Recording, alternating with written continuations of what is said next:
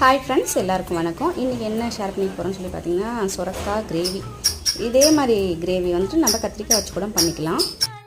சமையலுக்கு முன்னாடி தேவையானதெல்லாம் ரெடி பண்ணிக்கலாம். கட் பண்ண வேண்டியதெல்லாம் கட் பண்ணி வச்சுக்கலாம். அடுப்பத்தை வச்சு வானல் வச்சு எண்ணெய் ஊற்றிக்கலாம். எண்ணெய் காஞ்சதும் கடுகு போட்டுக்கலாம். கடுகு வெடித்ததுக்கப்புறம் சின்ன வெங்காயம், பூண்டு, கருவேப்பிலை எல்லாத்தையும் சேர்த்து நல்லா வதக்கி விட்டுக்கலாம்.